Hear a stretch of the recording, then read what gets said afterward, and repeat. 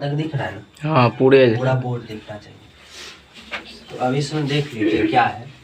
शब्द रूपानी यानी कि शब्द रूप को पढ़ेंगे। कौन सा शब्द रूप? तो अकारांत पुल्लिंग शब्द रूप पढ़ेंगे। अकारांत कब बोलेंगे? अकारांत बोलेंगे वह शब्द जिसके लास्ट में आ आता हो। कैसे समझेंगे? जैसे कि यहाँ देव लिखा है, देव शब्द है, अंत किससे हो रहा है? व से। अब व को जब आप तोड़ोगे तो व में क्या आया? आ, यानी आ से अंत होने वाला शब्द को बोलेंगे अकारांत शब्द। और कौन सा लिंग आ जाए? पुल्लिंग शब्द रूप पढ़ेंगे। पुल्लिंग, पुल्लिंग समझते हो?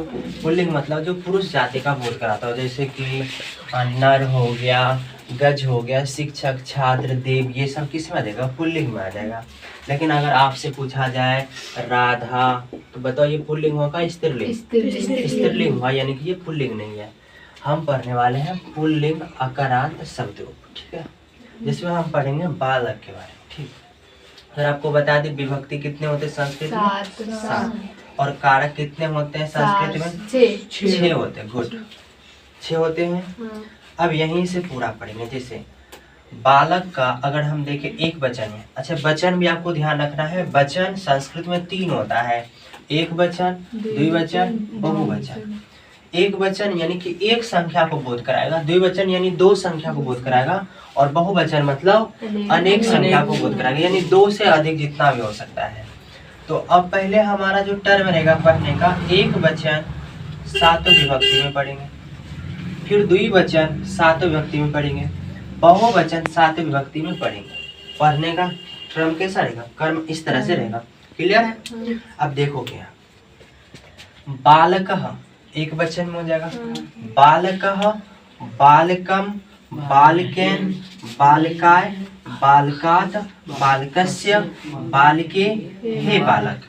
बालकः करता है तो कर्ता ने, यानी कि बालकः यानी कि एक लड़का, बालका यानी एक लड़का, बालकम ये कर्म है तो कर्म को, यानी एक लड़के को। तीसरा बालकेन ये करण है तो करण करण से, यानी एक लड़के से। यहाँ से होगा मदद के अर्थ में। ठीक, अब बालिकाएं कौन सा है? चतुर्थी यानी संप्रदान है, तो के लिए होता है, यानी कि एक लड़के के लिए, के लिए। उसके बाद बालका किस लिए है? पंचमी है आपादान, आपादान मतलब अलग होने का अर्थ में से होगा अर्थ, एक लड़के से। बालकात मतलब एक लड़के से। अब देखिए आगे, बालक अस्य, बालक अस्य यानी कि क्या हुआ? षष्ठी में संबंध है, यानी एक लड़के का, के, की, तीनों। उसके बाद बालके, बालके मतलब अधिकरण, बालके मतलब क्या? अधिकरण। अधिकरण होता है सप्तमी विभक्ति, और बालके का अर्थ होगा एक लड़के में, एक लड़के में या पर, जान रहे हो। और संबोधन में हे बालक। क्लियर? ये अब इसको कैसे याद रखेंगे? आपको पता होगा, बालकः, बालकम, बालकेन, बालकाय, बालकात, बालकस्य, बालिके, हे बालक। पढ़ लोगे?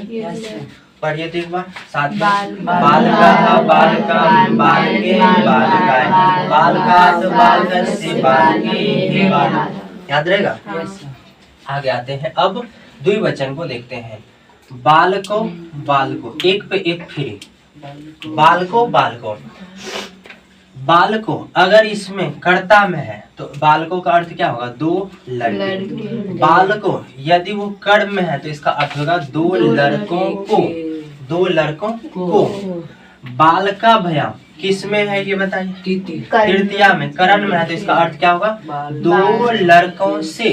बालका भया मतलब 2 लड़कों से। फिर बालका भ्याम ही है, यही वाला है, किंतु ये किस में है? चतुर्थी संप्रदान में है, तो अर्थ क्या होगा?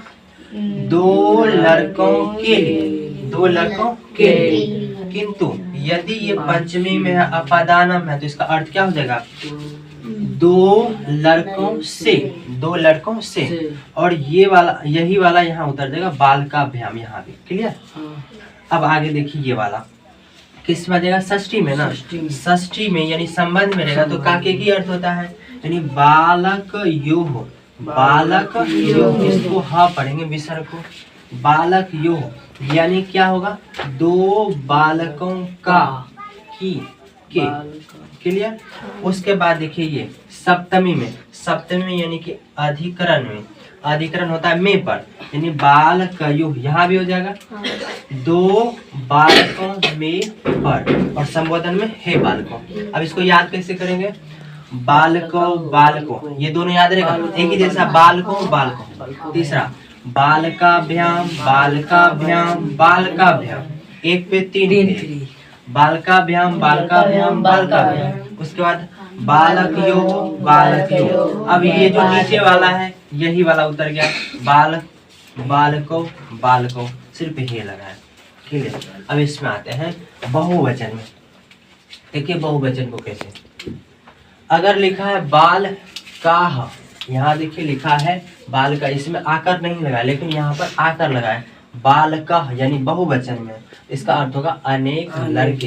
बालकः मतलब अनेक लड़के। उसके बाद बालकान, बालकान, बालकान का मतलब अनेक लड़कों को, बालकान मतलब अनेक लड़कों को। अब बालकेह, बालकेह, बालकेह मतलब अनेक लड़कों से, अनेक लड़कों से। अब बालके भैया, बालके भैया, बालके भैया मतलब अनेक लड़कों के लिए, अनेक लड़कों के लिए। उसके बाद देखिए यहाँ भी वही जाएगा, वही हो जाएगा बालके भैया, यहाँ भी बालके भैया। अब अनेक लड़कों से, अनेक लड़कों से। बालका नाम यानी अनेक लड़कों का के की। उसके बाद बालकेषु, बालकेषु मतलब अनेक लड़कों में पर, और संबोधन जो यहाँ लिखा है वही, यानी बालकः लिखा है तो बालकः हे बालका।